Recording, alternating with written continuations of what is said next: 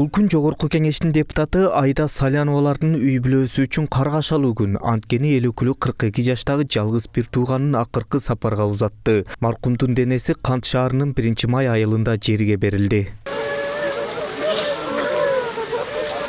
6 ноябрдан 7 ноябрга караган түнү Улан Саляновдун үйүнө белгисиз бет капчан адамдар кирип, уулуна жана жубайына тапанча таккан. Улан Салянов кылмышкерлерге баш ийбей кармаша кеткенде ок атылган. Дал ошол замат 17 жашар уулу Абай Салянов бет капчандардын туткунунан качып үлгүргөн. Эң эле өкүнүчтүүсү Улан Салянов канкорлордун колунан каза табат. Бул окуяны иликтөөгө алган күч органдары талаптонуу аракетинде жасалган деп жатышат. Анткени менен маркумдун туугандары бул аргументтерге ынанбай турушат. Полицейский болсо ошончо баары окшош кийинип алып, маска кийип алып, өтүктөрдөн, кийимдерден өтүп, баары кебетелерде, формалар да бирдей экен, бойлор да бирдей экен, мындай далдайган чоң балдар экен дейт.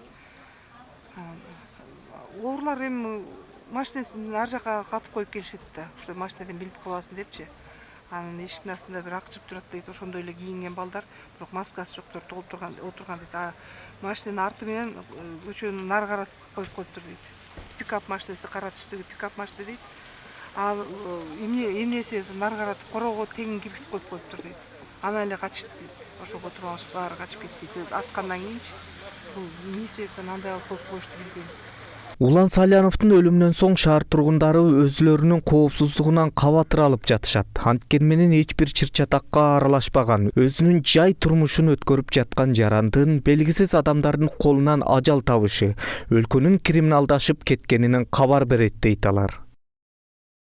Менин жеке божомолум бул биздин органдардын эле криминалдык элементке айланып алышкан кызматкерлеринин иши.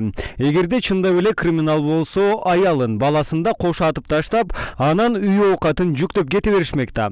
Карактоого курал алып келген кылмышкерлер аягына чейин барышмак. Бул буйрутма өлүм, таза саясий өлтүрүү. Салянованы акырына чейин сындыруу аракети деп так кесе эле айтууга болот. Ошондой эле мурдагы баш прокурор Айда Салянованын өмүрүнө мамлекеттик резиденцияда кол салуу болгону айтылып жүрсө, учурда эл өкүлүнө кылмыш иши козголуп, соттук иштери жүрүүдө. Буга карабай Айда Салянова бийликтин айбатынан коркпой, ыплас иштерин ачык айтып сындаганын токтотпой келет. Мындан улам депутат Алмамбет Шыкмаматов бул окуяны ата мекенчи депутатка карата саясий сокку катары түшүндүрүүдө.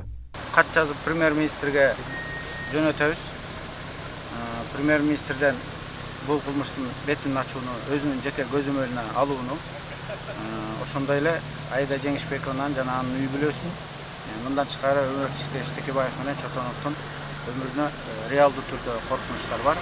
Ошондуктан биз алардан бул адамдардын коопсуздугун сактап берүүнү суранабыз. Анткени бул кылмыш айдан ачык эле көрүнүп турат. Саясий өмүттө болгондугу Айда Жеңишбековнанын мурунку генералдык прокурор болуп тургандагы ишмердүүлүгүнө байланышкан, же болбосо азыркы саясий позициясына байланышкан өч алуу деп эсептейбиз. Ички иштер министрлиги болсо адам өмүрүнө саясаттын тиешеси жок деп ишендирүүдө. Бүгүнкү расмий маалыматтарга караганда кылмышкерлер айдап качып кеткен ак түстөгү минивен үлгүсүндөгү автоунаа табылган. Бирок адам өлүмүнө күнөөлүүлөр кимдер азырынча белгисиз. Коопсуздук боюнча вице-премьер-министр Дүйшөнбек Зилалиев кылмыштуу окуяны ички иштер министри жеке көзөмөлүнө алганын Азаттыкка билдирди.